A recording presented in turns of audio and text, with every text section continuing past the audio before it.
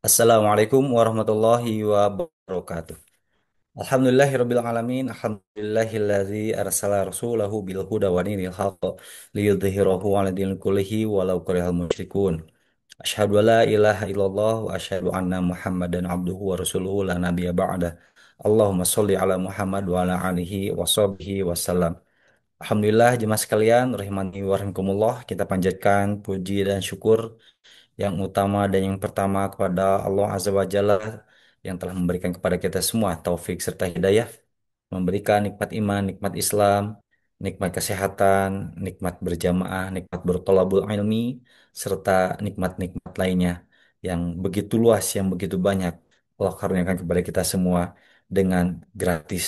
Dan Allah Subhanahu wa Ta'ala telah memberikan kenikmatan yang terbesar setelah nikmat iman dan Islam, yaitu nikmat kesehatan.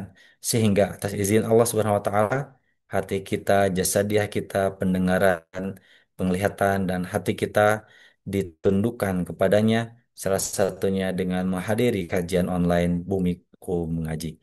Salawat serta salam tak lupa pula kita tumpah curahkan pada manusia paling mulia di sepanjang masa, manusia yang paling memberikan petunjuk kepada kita semua untuk bertakwa kepada Allah Azza wa Jalla, baginda Nabi Muhammad Sallallahu Alaihi Wasallam, begitu kepada keluarganya, para sahabatnya, para tabi'in, para ulama hingga kepada kita semua yang hadir di kajian Bumiku Mengaji. Alhamdulillah jemaah sekalian rahimani wa rahimakumullah, atas izin Allah telah memberikan kepada kita semua kesempatan untuk berwajah kembali di hari Senin, hari kajian Sirah Nabi Shallallahu Alaihi Wasallam, yang mana seperti biasa kita akan dibimbing oleh salah satu guru kita tercinta, Al Ustaz Ali Hasan Bawazir Hafizahullah Taala, di mana pada beliau pada malam hari ini eh, tadi malam memberikan informasi bahwa kajian yang semula diagendakan pada pukul 20.00, namun demikian beliau sedang ada em, keperluan sehingga kajian diundur menjadi pukul 21.00 waktu Indonesia Barat. Dan alhamdulillah pada hari ini telah jatuh pada hari ke-26 di bulan Jumadil awal 1447 Hijriah, atau bertepatan dengan tanggal 17 November 2025, yang kurang lebih kita akan memasuki bulan mulia, bulan Ramadan yang kita nantikan kurang lebih sekitar 89 harian lagi. Dan mudah-mudahan dengan menghadiri kajian online bersama Bumiku Mengaji, kita dapat mengumpulkan bekal kesiapan iman dan takwa kita menjelang bulan yang kita cintai, bulan yang dinanti-nantikan oleh seluruh umat Islam di seluruh dunia. Jamaah sekalian rahimani wa rahimakumullah, untuk kajian pada malam hari ini sebagai yang sebagaimana yang telah disebarluaskan di akun Instagram, Facebook, dan akun sosial media lainnya di Mumkin Mengaji, bahwa kajian Sirah Nabi SAW pada malam hari ini yakni tentang utusan-utusan yang datang ke kota Madinah. Tentu saja kitab ini diambil dari kitab Al-Lu'lu Al-Maktun fi Siratin Nabi Al-Ma'mun di jilid keempat. Dan tidak terasa pada jilid keempat ini kita sudah memasuki eh, sudah berjalan di tahun ke. Semoga Allah Subhanahu wa Ta'ala tetap memberikan keteguhan keistiqomahan kepada kita semua sehingga kita dapat menuntaskan kajian sirah Nabi Shallallahu Alaihi Wasallam sebanyak 4 jilid ini. Insya Allah jemaah sekalian rahimani wa rahimakumullah, kajian akan dibimbing oleh Ustazuna Ali Hasan Bawazir Hafizahullah Ta'ala. Namun sebelumnya jemaah sekalian rahimani wa rahimakumullah, sebelum kajian dimulai, sambil menunggu kehadiran Ustazuna Ali Hasan Bawazir Hafizahullah, kami ingin sampaikan beberapa informasi terkait dengan kegiatan-kegiatan ataupun juga rencana-rencana, agenda-agenda kajian yang diselenggarakan oleh Bumiku Mengaji. Sebelumnya kami ingin sampaikan beberapa informasi terkait dengan adab ataupun juga tata tertib di kajian online Bumiku Mengaji. Sekaligus ini merupakan nasihat bagi kami dan pada umumnya kepada jemaah sekalian yang hadir pada malam hari ini. Yang pertama jemaah sekalian, marilah kita jadikan kajian online ini sebagai sarana thalabul ilmi dengan niat yang tulus, niat yang ikhlas, mengikat ilmu ini dengan tulisan, menjaga adab majelis yang mulia sesuai dengan syariat Islam, dengan tetap menjaga adab menutup aurat, dan tentu saja kita menghadirkan hati kita untuk khusyuk mendengarkan kajian ini. Selanjutnya, jemaah sekalian, kami ingin sampaikan informasi, mengingatkan kembali bahwa untuk hadir dalam kajian ini kami himbau untuk menggunakan nama asli, tidak menggunakan nama perangkat, nama gadget, nama ruangan, ataupun nama lainnya. Ini sebagai salah satu bentuk kewaspadaan, kehati-hatian agar kita terhindar dari hal-hal yang tidak diinginkan, seperti yang pernah terjadi bahwa ada orang-orang yang tidak bertanggung jawab yang ingin merusak dakwah ini. Semoga kita terhindar dari hal-hal demikian dan Allah lindungi kajian ini, kita diberkahi kajian ini sehingga kita mendapatkan ilmu yang bermanfaat. Berikutnya, bagi jamaah yang ingin bertanya, kami persilahkan nanti di sesi kedua setelah kajian atau setelah materi disampaikan, kesempatan untuk bertanya dapat disampaikan melalui chat box di Zoom meeting ini, maupun juga dapat disampaikan secara interaktif dengan cara mengklik tombol raise hand pada aplikasi Zoom meeting ini. Dan insya Allah nanti kemudian oleh panitia, Bumiku Mengaji akan dibantu untuk diaktifkan mikrofonnya. Alhamdulillah Ustazuna Ali Hasan Bawazir Hafizahullah sudah hadir di tengah kita dan kita sambut terlebih dahulu. Assalamualaikum Ustaz. Waalaikumsalam warahmatullahi wabarakatuh. Sehat Kang Zai? Alhamdulillah Ustaz. Bagaimana dengan Ustaz dan keluarga? Alhamdulillah sehat walafiat. Sebentar Kang Zai, sabar dulu ya kamera sebentar lagi Kang Zai. Alhamdulillah, Masya Allah, Barakallahu fiik Ustazuna. Belum sehat Alhamdulillah, Kang Zai? Alhamdulillah sehat Ustaz. Alhamdulillah istri, semua anak-anak Alhamdulillah. juga sehat. Alhamdulillah walafiat insya Allah. Eh, tapi Alhamdulillah meskipun sudah pukul 21 waktu Indonesia Barat, namun Alhamdulillah ini jamaah sudah berdatangan dan jamaah sudah hadir sampai dengan 27 jamaah, Harus harus 27 tetap orang. antusias Kang Zai.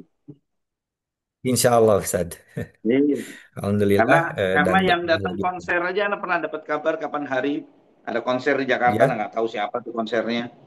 Mulainya mhm. jam 9 atau jam 10 malam Anda nggak tahu. Tapi subhanallah katanya masih ramainya naudzubillah.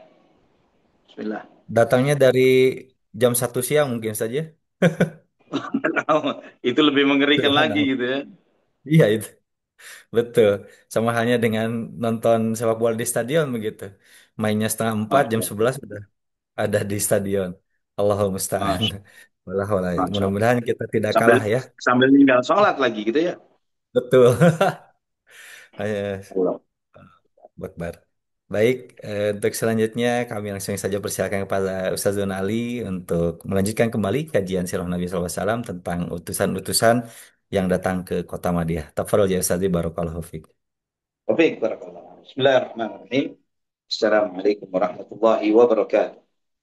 إن الحمد لله نحمده ونستعينه ونستغفره ونعوذ بالله من شرور أنفسنا وسيئات أعمالنا من يهده الله فلا مضل له ومن يضلل فلا هادي له أشهد أن لا إله إلا الله وحده لا شريك له وأشهد أن محمدا عبده ورسوله لا نبي بعده اللهم صل وسلم وبارك على عبدك ونبيك محمد وعلى آله وصحبه ومن اهتدى بهديه إلى يوم القيامة قال الله جل وعلا يا أيها الذين آمنوا اتقوا الله حق تقاته ولا تموتن إلا وأنتم مسلمون أما بعد saudaraku fillah rahimani wa rahmatullah alhamdulillah kita bersyukur kepada Allah Subhanahu wa taala Rabbul alamin arrahmanir rahim yang begitu besar dan luas rahmat dan karunia-Nya bagi kita semuanya.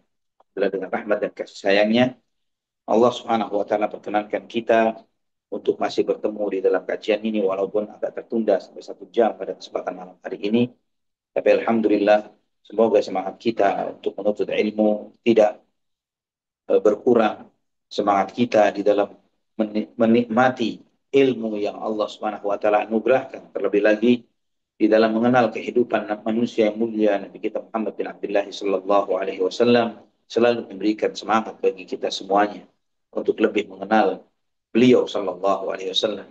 Karena satu-satunya manusia yang dengan semakin mengenal kepadanya, semakin mencintainya, semakin mengikutinya, akan membuat seseorang itu beruntung hidup dunia dan akhirat hanyalah Nabi kita Muhammad Sallallahu Alaihi Wasallam. Tidak ada manusia lain yang memiliki kualitas sehebat itu. Maka keberadaan antum, keberadaan ana di sini, keberadaan kita semua di antara mereka-mereka yang saling bermudzakarah, saling ingat mengingatkan, saling mengkaji tentang sirah Nabi kita Muhammad sallallahu alaihi wasallam adalah sesuatu yang layak untuk selalu disyukuri. Ikhwah fillah rahimani wa rahimakumullah. Pada kesempatan ini insyaallah kita akan membahas sejumlah utusan yang dikirim ke kota Madinah yang ini penuh dengan dinamika, penuh dengan beragam macam jenis manusia. Ya, kita akan melihat di antara beberapa utusan itu, ya, sebagaimana yang disampaikan di awal pembahasan tentang utusan-utusan yang datang ke kota Madinah, kita hanya membahas beberapa utusan-utusan penting itu karena kurang lebih ada 150 utusan yang datang ke kota Madinah. Pada kesempatan ini kita akan membahas utusan dari Bani Amir bin Sa'sa'ah, ya, bahwa Bani Amir bin Sa'sa'ah itu datang, ya, utusan mereka datang kepada Nabi SAW di kota Madinah. Jadi antara mereka ada Amir bin Tufail. Ya, Amir bin Tufail ini penjahat perang di era itu. Dialah yang membohongi sejumlah sahabat radhiyallahu anhum yang diminta untuk datang, ya, kurang lebih 70 qurra yang mereka itu adalah para pengajar agama yang diminta oleh Bani Amir bin Sa'sa'ah, dan kemudian setelah datang kepada mereka dikepung dan dibunuh, ya. Mereka dikepung dan dibunuh oleh uh, ini tokohnya adalah Amir bin Tufail, ya. Juga ada satu yang namanya Arbad bin Qais, ya. Mereka ini dua tokoh yang paling jahat di Bani Amir bin Sa'sa'ah, bahkan dikenal sebagai setannya mereka, ya, pemimpin yang setannya mereka. Yang mungkin kalau di zaman sekarang bisa kita samakan, satunya Benyamin Netanyahu, satunya Donald Trump, gitu ya. Ini afwan bagi yang tinggal di Amerika, semoga tidak berpengaruh. Ikhwafillah rahimani wa rahimakumullah. Mereka ini datang bukan mau Islam. Ya, mereka datang bukan untuk mengharapkan Islam, tapi karena tekanan kaumnya kepada mereka. Ya, sudah mereka mengatakan semua sudah masuk Islam. Semua sudah menyatakan syahadatnya. Semua sudah menyerah, semua sudah begini. Kenapa kok kita malah belakangan? Kita harus berangkat, kita harus berangkat. Akhirnya karena mereka mendapatkan tekanan dari kaumnya, maka mereka pun berangkat menemui Nabi Muhammad SAW. Ya, maka karena dua orang ini memang nggak niat Islam, tidak mau menyatakan keislamannya, maka Amir bin Tufail dan Arbad bin Qais ini berkomitmen untuk membunuh Nabi Muhammad SAW. Ya, mereka datang tujuannya untuk nekat, ya, untuk membuat makar untuk membunuh Rasulullah SAW. Amir bin Tufail berkata kepada Arbad bin Qais, ya, kalau kita sampai ke orang itu tuh, ya, Muhammad SAW, nanti aku akan sibukkan dia, aku akan ngajak ngobrol dia. Ketika dia lagi sibuk ngadepin saya, tebas dia pakai pedang. Gitu ya, setelah itu kita pergi tinggalin kota Madinah. Itu rencana dia. Ini jahatnya dua orang ini. Dikira Allah nggak tahu. Dikira Allah tidak tahu. Maka mereka pun datang menemui Nabi Muhammad SAW. Ya. Jadi antum perlu tahu ya, nama Amir bin Tufail. Antum perlu paham, ikhwafillah, bahwa nama itu sedikit kebalik di dalam bahasa Arab akan merefer kepada orang yang berbeda. Ini Amir bin Tufail. Ada satu sahabat yang azim, yang luar biasa, namanya Tufail bin Amr. Tufail bin Amr Ad-Dausi, dari suku Daus. Dia yang datang dari suku Daus, dari Yaman, yang membawa sejumlah orang yang diantaranya adalah Abu Hurairah radhiyallahu anhu. Bahkan dia adalah pelopor yang masuk Islam dari suku Daus. Ini namanya Tufail bin Amr. Ya, as-sahabi, seorang sahabat yang sangat dimuliakan, seorang sahabat yang saleh. Tapi ini Amir bin Tufail. Nah, ikhwafillah rahimani wa rahimakumullah, dia mengatakan, Amir bin Tufail ini ketika bertemu Nabi SAW, dia mengatakan, dia Muhammad, khalani, wahai Muhammad, angkat aku jadi wakil. Ya, angkat aku jadi wakil. Bani Amir bin Sa'sa'ah ini bani besar, suku besar, anggotanya cukup banyak. Nanti dia akan menyebutkan sejumlah angka, ya, untuk menunjukkan bagaimana powerfulnya mereka, sehingga sampai dia ketemu Nabi SAW dan minta, jadikan aku sebagai teman dekatmu, ya, sebagai asistenmu, sebagai orang keduamu, wahai Muhammad SAW. Maka Nabi SAW ketika mendengar permintaan dari Amir bin Tufail ini, beliau mengatakan, la wallahi hatta tu'mina billahi wahdahu la syarika. Tidak, demi Allah, sampai kamu benar-benar beriman kepada Allah saja dan tiada sekutu baginya. Subhanallah, ini sikap tegasnya seorang muslim harus seperti itu. Ya, bahwa seorang muslim tidak akan mengangkat teman dekat seorang yang musyrik dan kafir. Ini bagaimana sikap tegas Nabi Muhammad SAW. Pun beliau mengatakan, kalau kamu jadi orang yang bersyahadat, beribadah kepada Allah saja, tidak menyekutukannya, mengesahkan Allah Subhanahu wa taala, ya, dan tidak menyekutukan Allah dengan sesuatu apapun, maka di saat itu kau jadi teman dekat. Kalau tidak, demi Allah tidak akan, kata Nabi SAW. Terus dia terus mencari celah, mengatakan, dia Muhammad khalani, wah Muhammad sudah dong, saya begini, kita begitu. Dia mencoba berbahasa basi sedemikian rupa kepada Nabi Muhammad SAW untuk mencari perhatian beliau, ya, memalingkan wajah Nabi SAW dari temannya, ya, dari Arbad bin Qais ini. Tujuannya jelas bahwa ketika Nabi SAW terpalingkan dari rencana, karena pembicaraan antara dia dengan Nabi Muhammad SAW, maka temannya si Arbat ini akan menebas Rasulullah SAW dengan pedangnya. Itu rencananya. Ikhwafillah rahimani wa rahimahullah. Tapi yang anehnya, si Amir bin Tufail ini setiap dia melihat ada peluang nih, tapi Arbat nggak ngapa-ngapain. Arbat nggak ngapa-ngapain dengan pedangnya. Dilihat loh, kok nggak bergerak, kok nggak ngapa-ngapain, kok nggak melakukan ini dan itu, ya. Maka sampai sekian lama dia sudah kecewa dengan temannya ini, si Arbat itu, maka dia pun akhirnya mengatakan, ya Muhammad, ma taj'alu li in aslamtu. Kalau saya masuk Islam, kamu kasih apa ke saya? Ya, saya dapat apa kalau saya masuk Islam? Dia mencoba bernegosiasi dengan Nabi Muhammad SAW. Kata Nabi SAW, laka malil muslimina wa alaika ma'alaihi. Kamu sama dengan muslim yang lain. Kamu mendapatkan hak sebagaimana haknya sesama umat Islam. Kamu akan terkena tanggung jawab sebagaimana tanggung jawab yang dibebankan kepada seluruh umat Islam. Nah, ini subhanallah. Ikhwafillahirrahmanirrahim. Bagaimana level negosiasi seorang yang ikhlas karena Allah Subhanahu wa taala, yang tidak mengharapkan iming-iming dunia dan apapun dari apa yang diembannya, maka beliau nothing tulus dengan apa yang mereka minta. Walaupun mereka menunjukkan powerfulnya, walaupun mereka menunjukkan kekuatan, kekuasaan, harta atau apapun yang mereka miliki, itu tidak berpengaruh bagi Nabi Shallallahu Alaihi Wasallam. Namun yang dia sampaikan adalah bahwa kamu akan mendapatkan sebagaimana haknya sesama Muslim, dan pun kamu akan menanggung sebagaimana tanggungan yang ditanggung oleh sesama Muslim. Ikhwafillah rahimani wa rahimah. Kemudian dia mengatakan begini, si Amir, ataj'alu liyal amra min ba'dika in aslamtu. Apakah kamu mau menjadikan aku sebagai pemimpin sesudahmu kalau aku masuk Islam?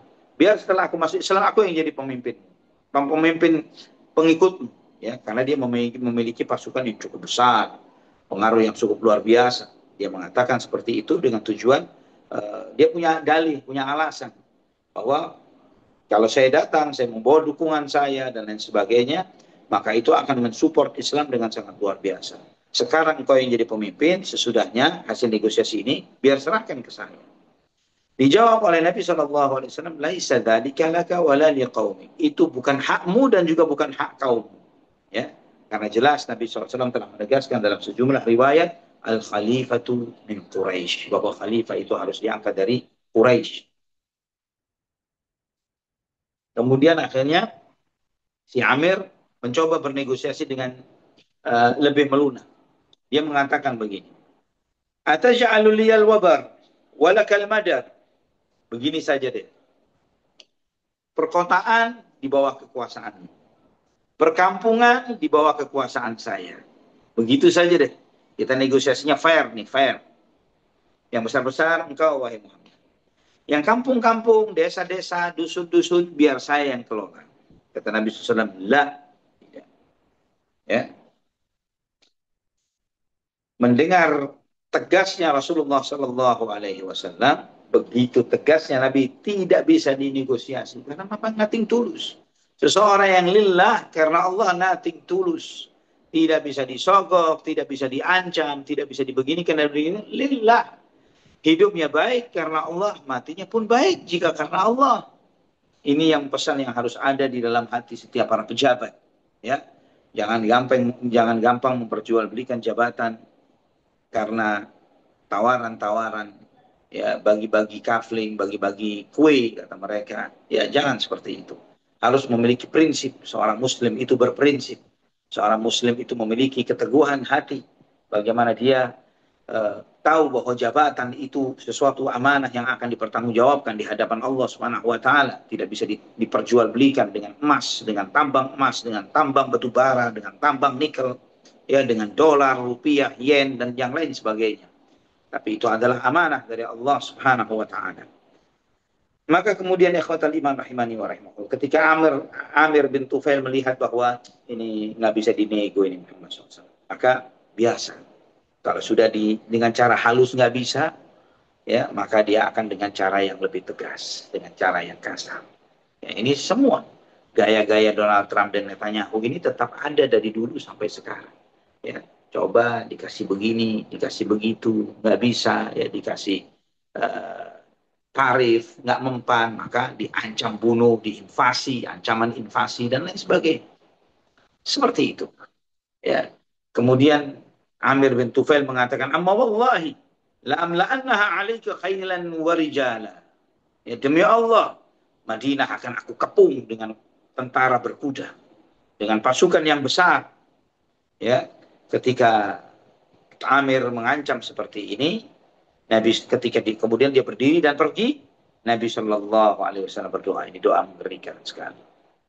Jangan sampai kita, naudzubillah, Allahumma ba'idna min syarr, Allahumma ba'idna min kulli syarr. Doanya Nabi, Allahumma kfini Amir bin Tufail, wahdi bani Amir, wa aghnil Islam an Amir. Ya Allah, jaga aku dari Amir bin Tufail. Ya Allah, berilah petunjuk kepada Bani Amir. Kabilahnya Bani Sa'sa'ah, biar mereka semoga masuk Islam. Dan ya Allah, jangan berikan hidayahmu kepada Amir bin Tufail. Aghnil Islam an Amir. Ya. Jangan sampai Islam masuk ke hatinya Amir. Ini doanya Nabi, Allahul Musta'an wa la hawla wa la quwwata illa billah. Sebagaimana di dalam Sahih Bukhari, bahwa ketika Amir datang kepada Nabi Shallallahu Alaihi Wasallam, ya, dia bukan cara yang cool, yang santai. Dia mengira dia bisa memberikan sebuah negosiasi yang tidak akan bisa ditawar oleh Nabi Shallallahu Alaihi Wasallam. Ya, gara-gara preman, gaya-gaya mafia, gangster, ya, yang mengatakan kepada Nabi Shallallahu Alaihi Wasallam, "Ukhayyiruka baina khisalin thalath." Aku berikan kepadamu salah satu opsi dari tiga opsi, wahai Muhammad. Yakunu laka sahlu wali ahlu madar, bahwa kamu yang menguasai perkotaan, aku perkampungan. Au akunu khalifatan, atau kedua adalah aku menjadi penggantimu setelah kamu mati, aku yang menggantikannya.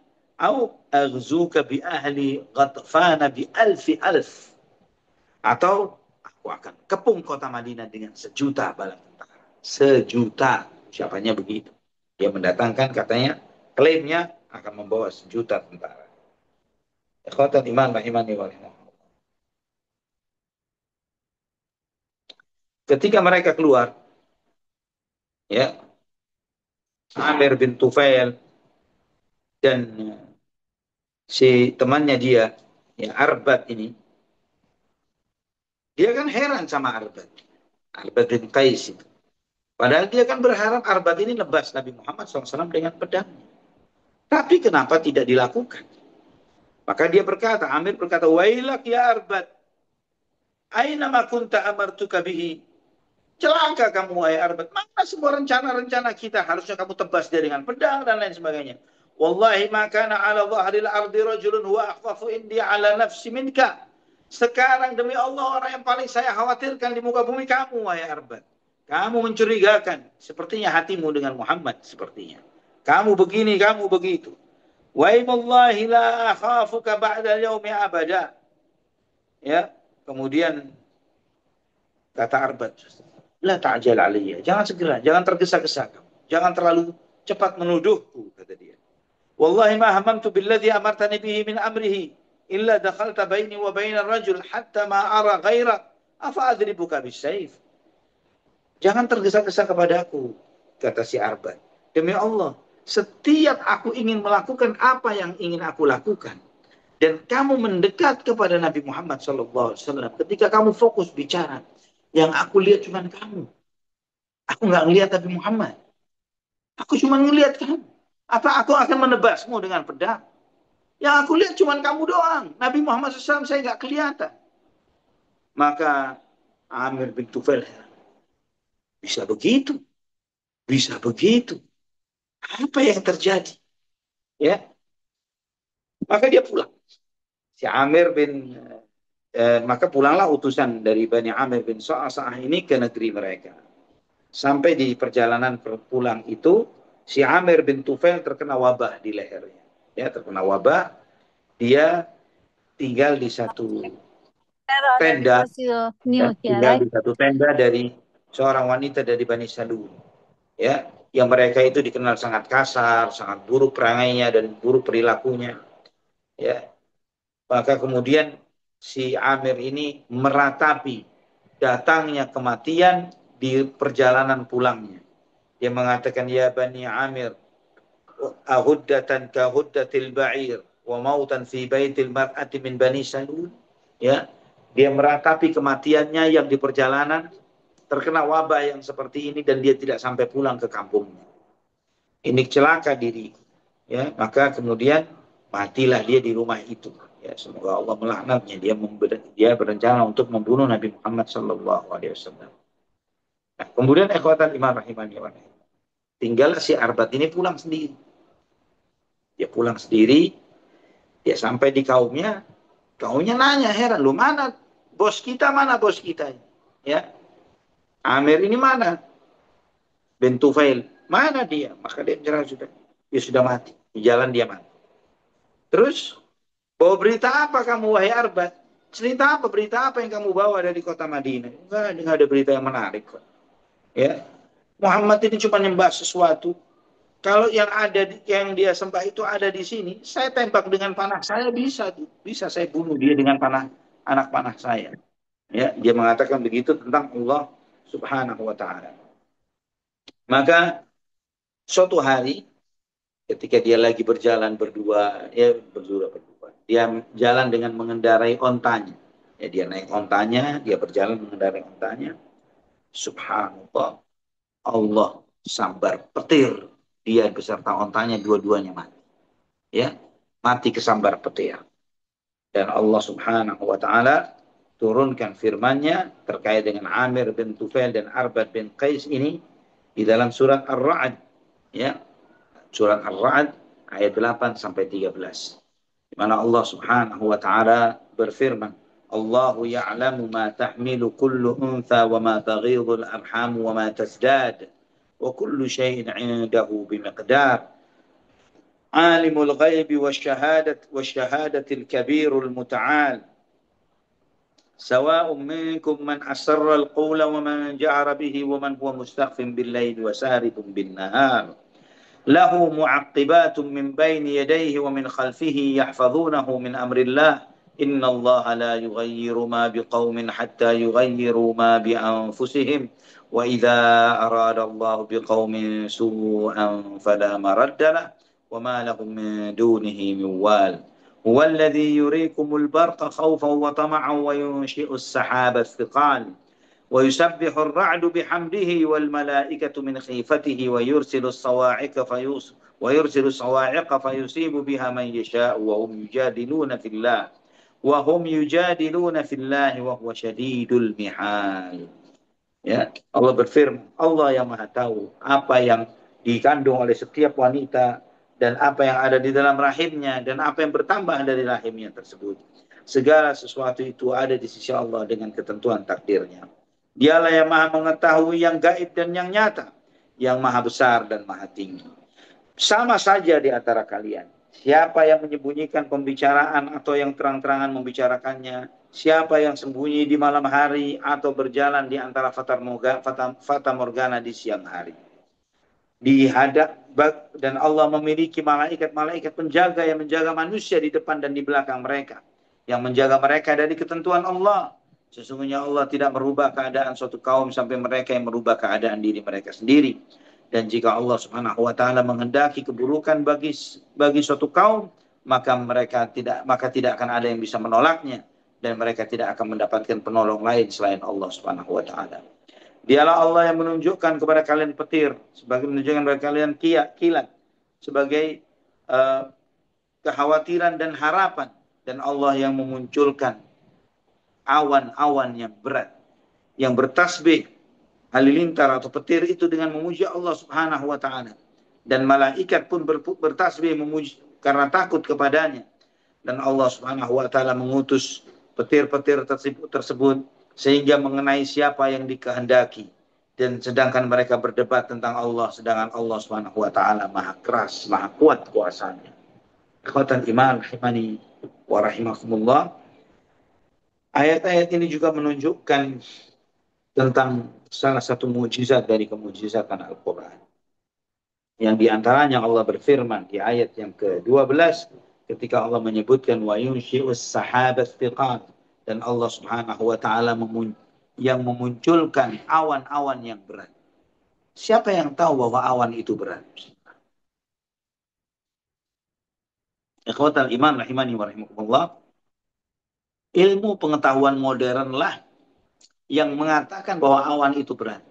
Setiap manusia yang melihat tentang awan, ya, yang melihatnya, mereka akan mengatakan bahwa awan itu tidak berat. Awan itu kesannya ringan, ya. Kesan yang dilihat adalah seperti itu. Tapi kenyataannya adalah tidak seperti itu. Ternyata awan itu berat. Ya, silahkan antum kalau nggak percaya googling saja. Ya, googling saja. Ikhwatan iman rahimani. Maka matilah dua setan ini sesuai dengan ketentuan Allah Subhanahu wa taala. Maka sukunya, ya, Bani Amir bin Sa'sa'ah yang melihat apa yang terjadi pada Amir bin Tufail dan Arbad bin Qais, maka mereka pun mengutus utusannya menemui Nabi Muhammad sallallahu alaihi wasallam untuk memproklamirkan keislaman mereka. Sebagaimana Imam Ahmad meriwayatkan di dalam musnadnya, Abu Dawud di dalam sunannya dengan sanad yang sahih sesuai dengan syarat Muslim, dari Mutarrif bin Abdullah ibn Syekhir dari ayahnya, ya, meriwayatkan bahwa utusan Bani Amir ini datang ke kota Nabi SAW, ya, dengan sejumlah orang dari Bani Amir. Mereka pun menemui Nabi Muhammad SAW karena mereka sudah melihat betapa hebatnya kuasa Allah Subhanahu wa taala kepada tokoh-tokoh mereka. Maka dia pun mengatakan, ya, utusan ini mengatakan fa'atainahu fasallamna alaihi. Kami pun mendatangi Nabi Muhammad SAW. Kami mengucapkan salam kepada beliau. Kami pun mengatakan anta waliyuna wa anta sayyiduna wa anta atwalu alaina wa anta afdaluna alaina fadla wa anta jafnatul gharra. Engkau adalah pelindung kami, wahai Muhammad. Engkau Tuhan kami. Engkau orang yang paling baik di antara kami. Engkau adalah yang paling utama di antara kami. Dan engkau adalah ibarat makanan yang termahal, Mereka, orang Arab seringkali memuji orang itu dengan diidentikan dengan makanan. Ya, makan paling enak, jafnah itu makan paling enak. Engkau itu ibaratnya adalah ini bagi kami semua.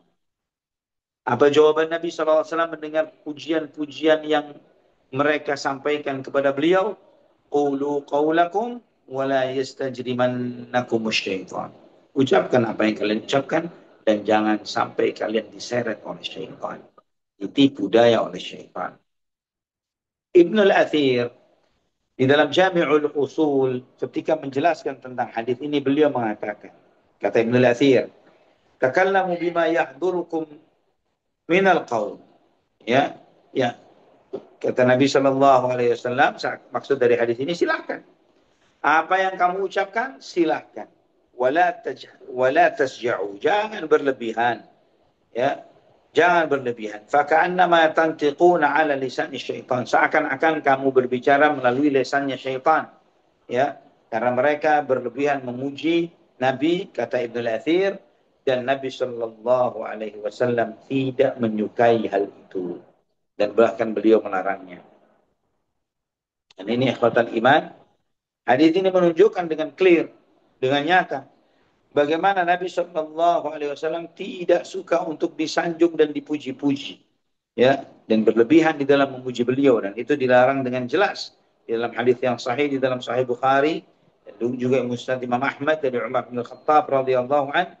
Nabi Shallallahu Alaihi Wasallam bersabda, la tutruni kama atratin nasara Isa bin Maryam, fa innama ana Abdullah wa rasuluh. Jangan kalian berlebihan di dalam memujiku seperti orang-orang Nasrani berlebihan di dalam memuji Isa putra Maryam. Sesungguhnya aku adalah hamba, maka ucapkanlah Muhammad hamba Allah dan utusan.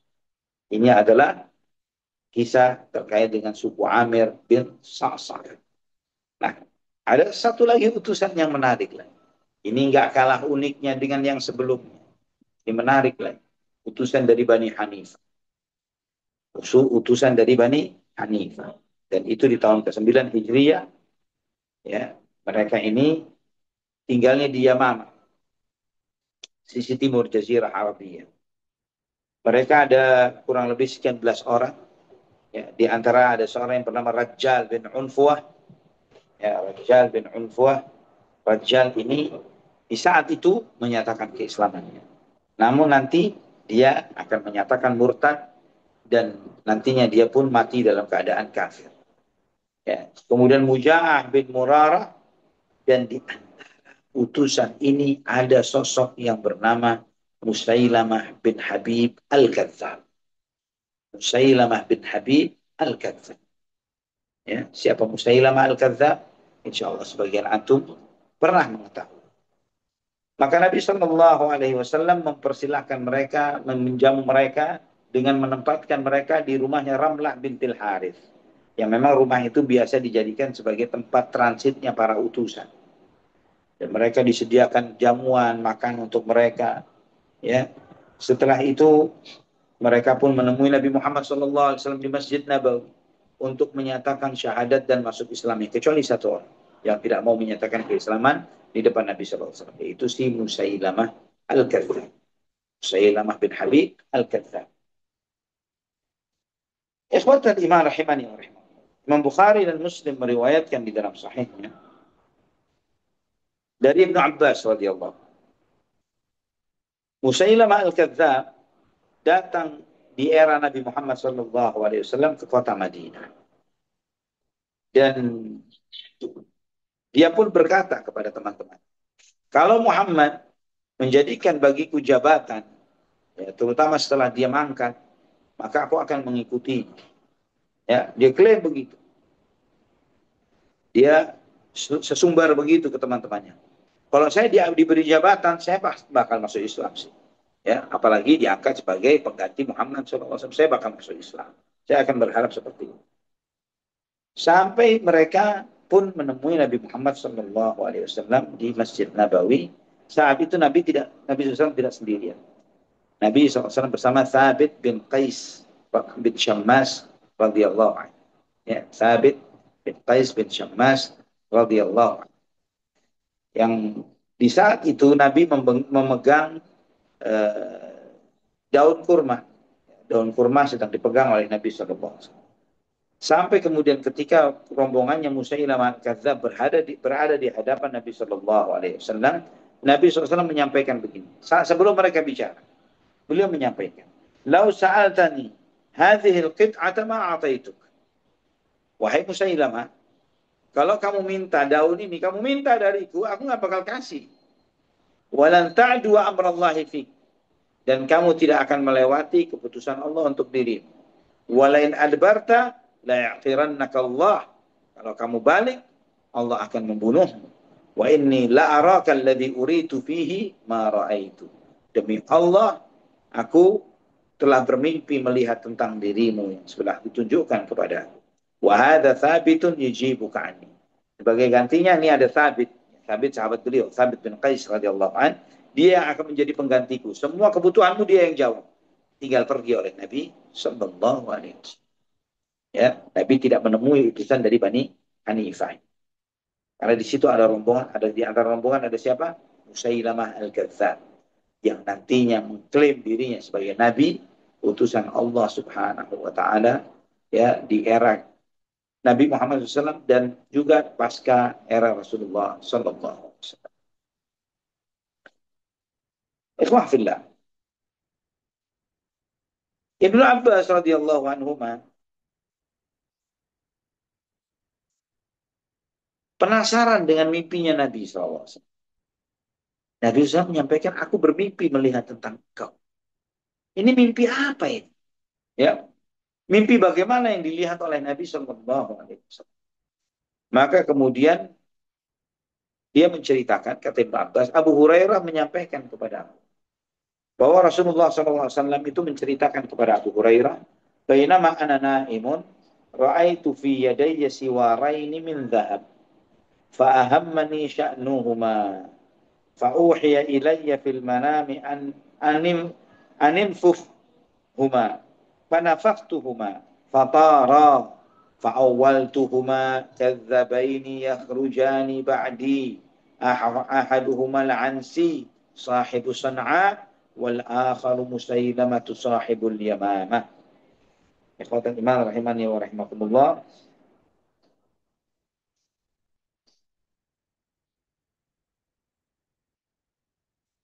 Kata Nabi Shallallahu Alaihi Wasallam, ketika aku tidur, aku melihat di kedua tanganku memegang dua tiang dari emas, ya, dua dua ini dari emas, dan ini membuat aku gelisah, kata Nabi. Apa ini? Yang memegang emas di tangan Nabi Shallallahu Alaihi Wasallam. Kemudian disampaikanlah kepadaku, tiuplah itu, tiup, engkau tiup, wahai Muhammad. Maka aku tiuplah, ditiup oleh Nabi, maka terbanglah dua-duanya. Dua-duanya ini terbang. Dan aku takwilkan akan adanya dua pendusta yang akan muncul sesudah.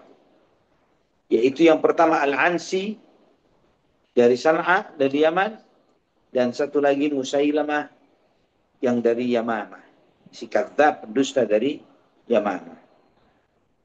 Riwayat ini sahih di dalam Sahih Bukhari dan Muslim. Ya, ikhwah fillah rahimani wa rahimakumullah. Ini riwayat tentang Bani Hanifah. Maka mereka pun ya sebagian dari mereka beriman, sebagian mereka lagi tidak beriman. Begitulah dari suku Bani Yamam, Bani Hanifah ini. Ya, ketika mereka mau pulang, Nabi Shallallahu Alaihi Wasallam memberikan kepada mereka satu cawan berisi air. Air itu adalah air bekas wudhunya Nabi Muhammad. Jadi Nabi wudhu ditadah di air itu. Sebagaimana dalam Ibnu Hibban dalam sahihnya, An-Nasai dalam Sunan Al-Kubra dengan sanad yang sahih dari Qais bin Talib bin an Abihi, yang dari ayahnya, ya, bahwa kami berenam menjadi utusan menuju Nabi Muhammad SAW. 5 orang dari Bani Hanifah, seseorang dari Bani Subayyah bin Rabi'ah, ya, dan kemudian sampai ketika kami menemui Nabi SAW, kami menunjukkan loyalitas kami kepada beliau, kami sholat di belakang beliau, bahwa kami menyampaikan bahwa di negeri kami ada gereja, ya ada gereja, dan kami minta kepada beliau untuk memberikan kepada kami bekas air wudhunya Nabi Muhammad SAW. Maka beliau pun wudhu, dia kumur dan ditaruh di cawan itu, ya, dan Nabi SAW menyampaikan, idhabu bihadzal ma' fa idza qadimtum baladakum faksiru bi'atakum thumma ndahu makanaha min hadzal ma' wattakhidhu makanaha masjidah. Ini bawa air wudhu ini, ya, dan bawa pulang ke negeri bertempat penyembahan selain Allah itu, ya, robohkan, kata Nabi, dan kemudian tuangkanlah di tempatnya itu air ini, dan setelah itu jadikanlah tempat itu sebagai masjid. Mereka mengatakan, ya Rasulullah, al-balad ba'id, wal harru syadid, wal ma'u yanshaf. Ya Rasulullah, kita ini masih jauh perjalanannya. Ini kamu mau berikan satu cawan begini tadi. Panasnya luar biasa dan air ini bisa nguap ya Rasulullah. Kata Nabi SAW, "Afa'amituhu minal ma' fa innahu la yaziduhu illa tiba." Kalau begitu tambahi air saja. Dari air wudhu ini tambahi air. Semakin kamu tambahi air, semakin baik, kata Nabi. Semakin kamu tambahi air, semakin baik. Maka kami pun berebut. Jadi utusan dari Yamamah ini berebut untuk siapa yang berhak untuk memegang cawan air wudhu Nabi Muhammad SAW. Ketika Nabi SAW melihat itu, maka Nabi mengutus menyampaikan masing-masing orang memegang cawan itu sehari semalam. Memegang masing-masing sehari semalam. Maka kami pun pulang. Sampailah kami di negeri kami. Ya, dan kami melakukan apa yang kau perintahkan. Ya, yang diperintahkan oleh Nabi SAW. Kami robohkan gereja itu dan kemudian kami tuangkan ya sisa wudhu Nabi SAW itu di tempat tersebut. Di situ ada seorang pendeta ya, dari suku Tai. Ya, kemudian ketika mereka sudah menyatakan Islam, dikumandangkanlah azan, dijalankanlah sholat berjamaah, dan di situ si pendeta ini melihat dengan apa yang dilakukan oleh kaum muslimin, dia mengatakan dakwatu haqqin. Ini adalah dakwah yang benar. Ini adalah seruan yang benar. Maka si rahib pun pergi, meninggalkan tempat itu dan tidak pernah kelihatan lagi. Ya, tidak pernah kelihatan lagi. Ini ikhwatal iman rahimani wa rahimakumullah adalah utusan dari Bani Hanifah. Yang menariknya adalah situ ada Sailamah Al-Kadzab, si nabi pendusta yang mengklaim dirinya sebagai Rahmanul Yamamah, ya, yang pengasih dari negeri Yamamah. Itulah yang menjadi penyebab bahwa satu-satunya pendusta yang nama pendusta itu nempel melekat kepada namanya adalah karena dia mencoba mengambil hak Allah yaitu Ar-Rahman untuk dirinya. Maka dia mengklaim Rahmanul Yamamah, Rahman dari negeri Yamamah. Allah sematkan kebohongan itu pada dirinya sampai hari kiamat sehingga dia menjadi satu-satunya orang si pendusta dan pembohong yang gelar Al-Kadzab itu melekat pada dirinya. Allahul musta'an wala haula wala quwata illa billah. Ini ikhwafillah. Nanti insya Allah masih menyusul beberapa utusan dari negeri lainnya dengan kisah-kisah yang lainnya. Insya Allah dari apa yang disampaikan mudah-mudahan memberi pencerahan dan inspirasi bagi kita semuanya. Barakallahu fiik. Barakallahu fiik, Masya Allah. Subhanallah, jazakallahu khairan Ustazuna atas bimbingannya, kemudian juga pencerahannya, wawasan dari sirah Nabi SAW. Terlebih kita harus mewaspadai orang-orang yang berlaku munafik, sekaligus juga orang-orang yang mengaku Nabi, dan di akhir zaman ini memang juga ada hadir orang-orang yang mengaku Nabi begitu ya. Mudah-mudahan Ya. dengan hadirnya, dengan menyimaknya kajian-kajian ini semakin mempertebal keimanan kita sehingga kita dapat memilih mana dakwah yang hak, kemudian dakwah yang batil, begitu ya. Kita dapat menghindari dari itu semua sehingga tidak seperti orang-orang yang lain yang kemarin-kemarin ada yang tersibgoh begitu ya, terpengaruh oleh orang-orang yang mengaku dirinya orang suci dan lain sebagainya. Wallahu a'lam bishawab. Illa billah. Semoga kita terhindar dari hal demikian. Untuk selanjutnya kami persilahkan kepada jamaah yang ingin bertanya. Seperti tadi disampaikan, pertanyaan boleh disampaikan melalui chat box di Zoom meeting ini, ataupun juga dapat menyampaikan pertanyaannya secara interaktif dengan cara mengklik tombol raise hand pada aplikasi Zoom meeting ini, yang insya Allah oleh panitia akan dibantu untuk di-unmute atau diaktifkan mikrofonnya. Silakan kepada jemaah yang ingin bertanya. eh Pertanyaan dibuka pada saat ini. Follow.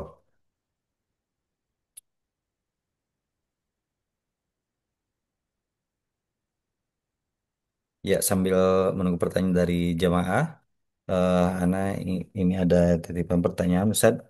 Eh, Nah, Alhamdulillah tadi bahwa Allah SWT menyematkan Sulaiman Al-Kadzab itu dicap sebagai sampai akhir zaman gitu ya, sebagai ya. si dusta.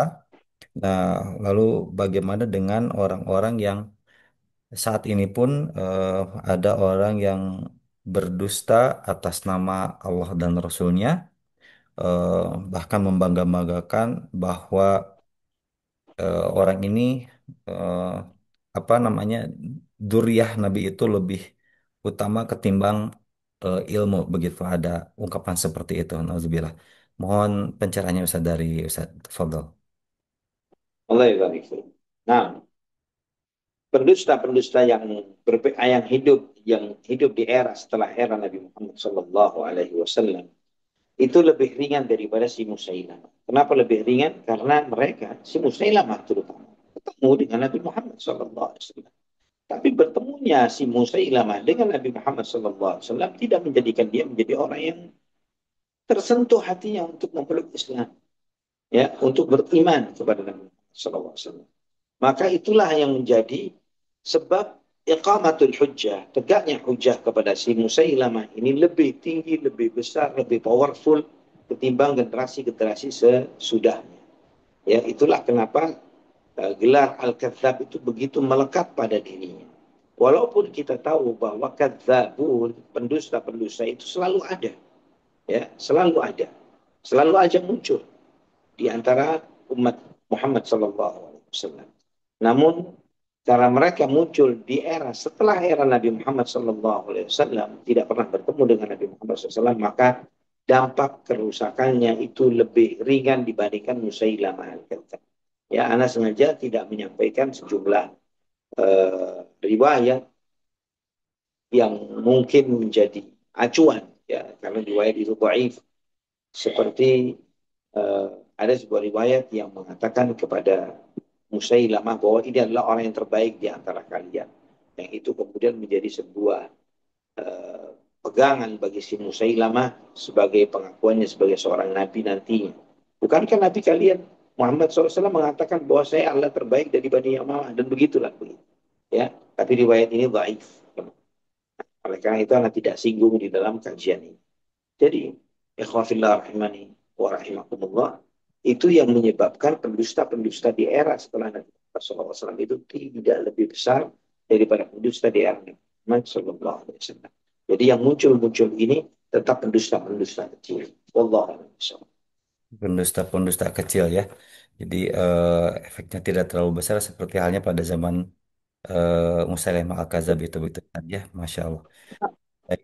Tadi tentang tadi Ustaz yang hadis doif itu yang disampaikan di eh, tercatat di situ apa namanya di kitab Al-Lulu Al-Maknun itu. Ada disebutkan di dalam kitab Al-Lu'lu'ul Maknun, tapi tidak anak sebutkan, ya, Hmm. karena eh, itu salah satu riwayat yang menyebutkan bahwa Musailamah mengklaim bahwa bukankah Nabi Muhammad pernah menyebutkan tentang diriku bahwa aku bukan orang yang paling buruk di antara kalian, ya, Hmm. ucapkan seperti itu. Itu dijadikan sebagai argumen oleh Musailamah sebagai pengakuannya sebagai seorang nabi. Tapi riwayat ini pun baik, ya. Ya. Bukti Ya. kelemahannya juga adalah bagaimana Nabi Shallallahu Alaihi Wasallam berbicara langsung kepada Musailamah terkait dengan pelepah atau daun kurma, nah, ya, kalau kamu minta ini aku nggak bakal kasih, apalagi yang lainnya. Hmm. Ya, ya, ya. Taib. Nah, Mas Razi Barakallahu Fik Jazakallahu Khairan atas penjelasannya. Untuk selanjutnya kami persilakan pada jamaah yang ingin bertanya. Pertanyaan boleh disampaikan melalui chat box di Zoom meeting ini ataupun juga dapat disampaikan dengan mengklik tombol raise hand agar pertanyaan dapat disampaikan secara interaktif. Tafadhol ya jemaah.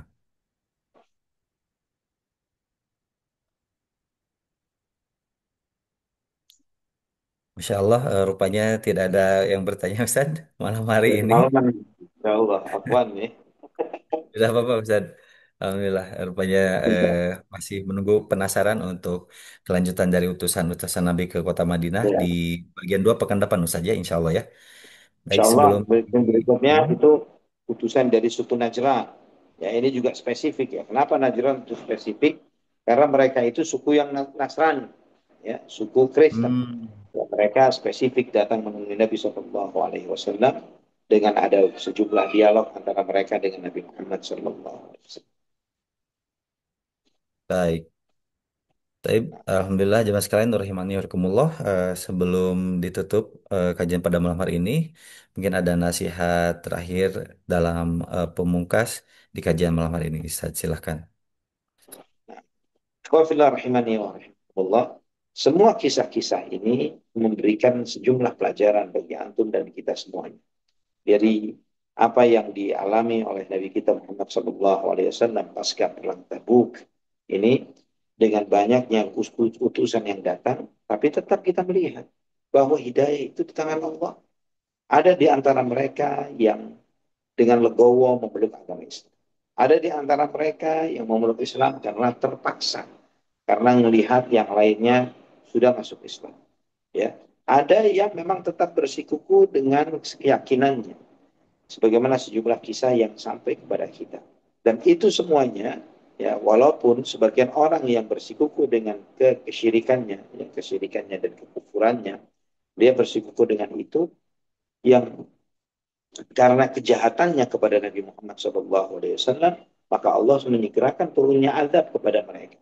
Ya, tapi sejumlah orang-orang yang tetap bersikuku dengan seperti itu tidak diapa-apakan oleh Nabi SAW. Ya, tidak tiba-tiba kemudian dibunuh dan lain semisalnya. Ini memberikan pesan besar bagi antum, bagi kita semuanya. Termasuk juga bagaimana ketika orang-orang itu menjadi tamu di kota Madinah, bahwa mereka dihormati, disaji, diberi suguhan, dimuliakan, dihormati oleh Nabi Shallallahu Alaihi Wasallam, ya, selakunya para utusan, ya, diberikan hak-hak mereka sebagai tamu. Ini menunjukkan kepada kita bahwa walaupun kita menyadari orang yang datang kepada kita, seseorang yang tidak kita sukai, ya, kita benci, bahkan seperti Nabi SAW menyadari statusnya si Musailamah al-Kadzdzab, tapi Nabi SAW tidak mengurangi haknya sebagai tamu beliau. Allah alam bisawab. Barakallahu fikum. Nah, Alhamdulillah Ustaz. Alhamdulillah dengan demikian kajian pada hari Senin 17 November 2025 berakhir pada pukul 21:59 waktu Indonesia Barat. Kami haturkan banyak terima kasih atas kesediaan Ustazuna menyempatkan hadir berbagi ilmu kepada kami semua yang hadir di Bumiku Mengaji. Semoga menjadi pahala jariah kepada Ustaz dan juga keluarga. Semoga Allah SWT menjaga Ustaz dan keluarga senantiasa sehat walafiat, dilindungi dan diberkahi Allah Azza wa Jalla. Pun demikian kami haturkan banyak terima kasih kepada atensi seluruh jamaah Bumiku Mengaji yang setia menghadiri kajian-kajian yang diselenggarakan oleh Bumiku Mengaji. Berikut pula tentu saja kepada seluruh panitia Bumiku Mengaji yang telah mengaktifasi kemudian juga eh, menyelenggarakan kajian pada malam hari ini dengan lancar atas izin Allah, Alhamdulillah. Dan dengan demikian, mohon maaf atas segala kekhilafan dan kita akhiri dengan doa kifaratul majelis. Subhanakallahumma bihamdika asyhadu an la ilaha illa anta astaghfiruka wa atubu ilaik. Jazakumullahu khairan. Barakallahu fikum. Wassalamualaikum warahmatullahi wabarakatuh. Selamat istirahat. Assalamualaikum Barakallahu. warahmatullahi Selamat wabarakatuh. istirahat Barakallahu Ustaz. fikum. Iyakumullah.